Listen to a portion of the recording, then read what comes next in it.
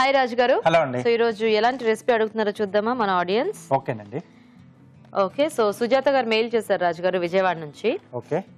General గా పన్నీర్ అనగానే మనకి ఎక్కువ పాలక్ పన్నీర్ ఇలాగా కాంబినేషన్స్ ట్రై చేస్తారు కదా. సో అలా కాకుండా అంటే వేరే ఏదైనా ఆకుకూరతో పన్నీర్ అంటే ఆ ప్రాసెస్ లో చేసి చూపించమని అడుగుతున్నారు. పాలక్ పన్నీర్ టైప్ లో. పాలక్ పన్నీర్ టైప్ లో అంటే కొంచెం అంటే ఇది ఆకుకూర మనకు జనరల్ గా దేంతో చేసినా కొంచెం పాలక్ పన్నీర్ లాగానే కనిపిస్తుంది. చూడడానికి అలాగే ఉంటుంది కదా. సో అంటే పాలక్ పన్నీర్ అంటే మనకు కొంచెం పేస్ట్ లా చేస్తారు కదా. సో ఇక్కడ కొంచెం నేను ఆకు పలంగా అంటే కొంచెం చాప్ చేసి వేస్తాను. ఓ అట్లా గ్రేవీ టైప్ లో కాకుండా, గ్రేవీ మొత్తం మెత్తగా ఫైన్ పేస్ట్ లా కాకుండా కొంచెం ఆకులా ఉండేసి కొంచెం ఈ పన్నీర్ కాంబినేషన్స్ తో బాగుంటుంది. బచ్చలాకు తీసుకున్నాం. బచ్చలి కొంచెం పులుపు కూడా ఉంటుంది. ఓకే. సో మరి గోంగూర అంతా కాకుండా కొంచెం లైట్ పులుపు ఉంటుంది. సో చాలా బాగుంటుంది. Okay okay. పన్నీర్ బచ్చలి కూర తయారీకి కావాల్సిన పదార్థాలు ఏంటో ఒకసారి చూద్దాం. పన్నీర్ బచ్చలి కూర తయారు చేయడానికి కావాల్సిన పదార్థాలు: పన్నీర్ ముక్కలు 1 కప్పు, తరిగిన బచ్చలి కూర 2 కప్పులు, తరిగిన టొమాటో 1, తరిగిన ఉల్లిపాయ 1, తరిగిన పచ్చిమిరపకాయలు 2, ఉప్పు తగినంత, కారం తగినంత, పసుపు చిటికెడు, అల్లం వెల్లుల్లి పేస్ట్ 1 టీ స్పూన్, ధనియాల పొడి 1 టీ స్పూన్, జీలకర్ర పొడి 1 టీ స్పూన్, జీలకర్ర 1 టీ స్పూన్, కొత్తిమీర కొద్దిగా, నూనె 3 టేబుల్ స్పూన్లు. ఓకే అండి, మరి కావాల్సిన పదార్థాలన్నీ చూసారు కదా. రాజుగారు మొదలు పెడదామా? ఓకేనండి.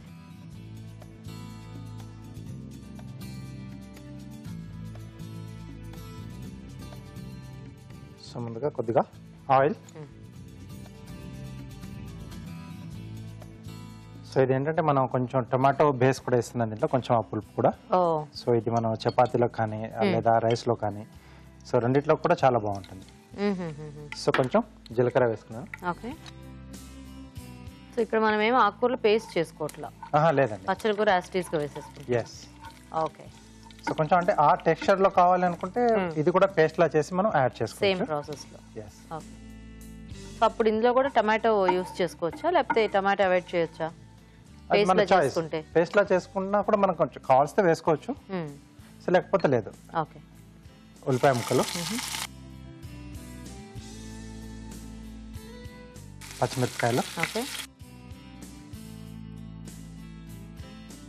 కొద్దిగా అల్లం వెల్లుల్లి పేస్ట్. సో ఇదైతే మనకు కొంచెం గ్రేవీ కర్రీ టైప్ లో కాకుండా కొంచెం అంటే ముద్దకూర అలా వస్తుందా? అంటే కొంచెం లైట్ గ్రేవీ కూడా ఉంటుంది. సో టొమాటో కూడా వేస్తున్నాం కదండి, సో కొంచెం లైట్ గ్రేవీలా కూడా వస్తుంది. ఓకే. సో ఇది కొంచెం వేగిన తర్వాత దీంట్లో బచ్చలాకు సో చిన్నగా తరిగేసుకున్నాం అండి. ఓకే. సో ఇది మళ్ళీ దగ్గరకు వచ్చిన తర్వాత మనకు క్వాంటిటీ చాలా తగ్గిపోతుంది.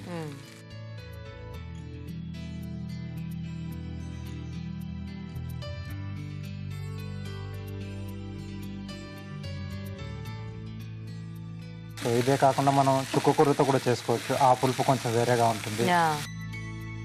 సో ఇది మూత పెట్టేసేద్దామండి. సో ఇంకొంచెం దగ్గరికి రావాలి, మూత పెట్టేసి కాస్త మగ్గనిచ్చేసేద్దాం. సో మేము చిట్కా చూసేస్తాం అయితే. ఓకేనండి. ఓకే అండి, ఇప్పుడు మనం ఒక చిట్కా చూద్దాం. షాంపూతో తలస్నానం ఎక్కువగా చేస్తూ ఉన్నట్లయితే జుట్టు ఊడే సమస్య ఉంటుంది. ఇలా కాకుండా కుంకుడుగాయలు తీసుకుని గోరువెచ్చని నీటిలో 15 నిమిషాల పాటు నానబెట్టి ఆ తరువాత వాటి రసం పిండి ఆ రసంతో తలస్నానం చేయాలి. ఇలా చేసినట్లయితే మీ జుట్టు ఒత్తుగా ఆరోగ్యంగా పెరుగుతుంది. చూద్దామా రాజు గారు? ఓకే అండి. దగ్గర పడిందా? దగ్గరకు వచ్చేసింది. సో క్వాంటిటీ హాఫ్ వచ్చేసింది. సో జనరల్గా ఏ ఆకుకూర అయినా కూడా మనము అంతేస్తే ఇంత అయిపోతుంది. సో కాబట్టి మన క్వాంటిటీని చూసుకొని దాన్ని బట్టి యాడ్ చేసుకుంటే తప్పితే, లేదంటే మళ్ళీ ఆ క్వాంటిటీ తగ్గిపోతుంది. సో అందరికి సరిపోకుండా కొంచెమే అవుతుంది. ముఖ్యంగా వంటలు నేర్చుకునే వాళ్ళకి ఇది కూడా ఒకటి కరెక్ట్గా తెలియాలి. సో ఇప్పుడు దీన్ని మనం సీజనింగ్ చేసుకున్నామండి. ఓకే. సరిపడా ఉప్పు, కారం,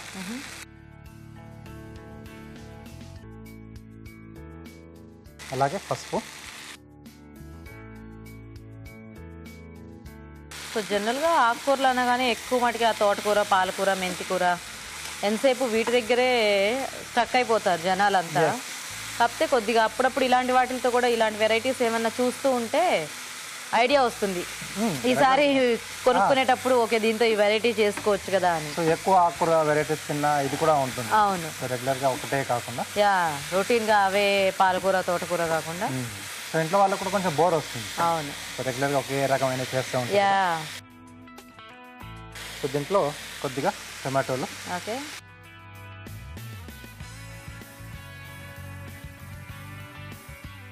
సో కావాల్సిన టమాటోలు ఏంటంటే మనం కొంచెం ఎండింగ్లో యాడ్ చేసుకున్న కొంచెం పీసెస్ నేను ఇప్పుడు చిన్న చిన్న కట్ చేశాను గ్రేవీ లాగా. కొంచెం పెద్ద పెద్ద ముక్కలు కట్ చేసుకున్న పన్నీర్తో పాటు ఆ టమాటో ముక్కలు కూడా తింటుంటే కొంచెం మగ్గినట్టుగా ఉంటాయి కదా. హాఫ్ బాయిల్డ్గా. సో అది చాలా బాగుంటుంది. అంటే కొన్ని టమాటో దాళ్ళు అలా చేస్తూ ఉంటారు. సో ఎండింగ్లో యాడ్ చేయడం వల్ల కొంచెం ఆ పచ్చిదనం కూడా తెలుస్తూ బాగుంటుంది.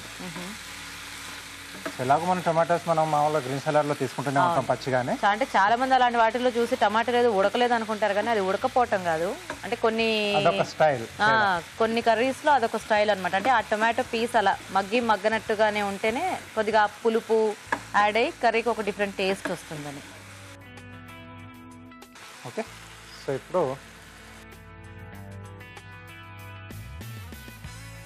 కొద్దిగా ధనియాల పొడి, ఓకే, కొద్దిగా జీలకర్ర పొడి, అలాగే చివరిగా పన్నీర్ ముక్కలు.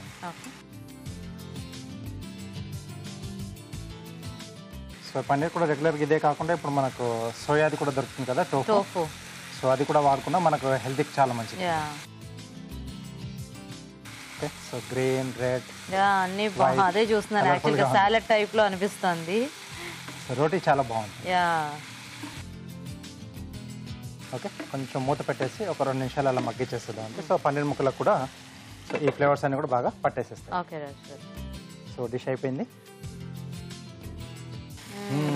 మంచి స్మెల్. యాక్చువల్గా పాలక్ పన్నీర్ లాంటి వాటిల్లో మనకి పన్నీర్ ఎక్కువ కనిపించదు, ఆ గ్రేవీలో మునిగిపోతుంది కదా. అవునండి. కానీ ఇది బాగుంది, ఇలాగా పన్నీర్ కూడా ఎక్కువ క్వాంటిటీలో కనిపిస్తూ కొంచెం అలా ఆకుగా కొంచెం మనకు ఆకుకూర తిన్న ఫీల్ కూడా ఉంటుంది. యా.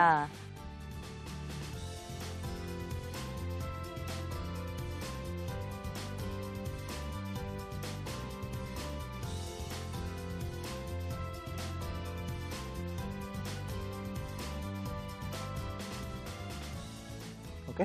సో కొద్దిగా కొత్తిమీర.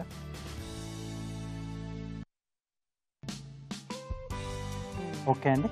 సో పన్నీర్ బచ్చలి కూర రెడీ. నైస్. చూసారు కదండి, చక్కగా వెరైటీ కాంబినేషన్ పన్నీర్ బచ్చలి కూర రెడీ అయిపోయింది. మరి టేస్ట్ చూసే ముందు తయారీ విధానం ఇంకోసారి చూద్దాం. పన్నీర్ బచ్చలి కూర తయారు చేసే విధానం: ఒక పాన్ లో నూనె వేసి జీలకర్ర, ఉల్లిపాయ ముక్కలు, తరిగిన పచ్చిమిరపకాయలు, అల్లం వెల్లుల్లి పేస్ట్ వేసి వేయించాలి. దీనిలో తరిగిన బచ్చలి కూర వేసి వేగనివ్వాలి. తర్వాత ఉప్పు, కారం, పసుపు, టొమాటో ముక్కలు వేసి ఉడకనివ్వాలి. ఆ తర్వాత ధనియాల పొడి, జీలకర్ర పొడి, పన్నీర్ ముక్కలు వేసి కాస్త మగ్గనివ్వాలి. ఆపై కొత్తిమీరతో గార్నిష్ చేసి సర్వ్ చేసుకుంటే పన్నీర్ బచ్చలి కూర రెడీ.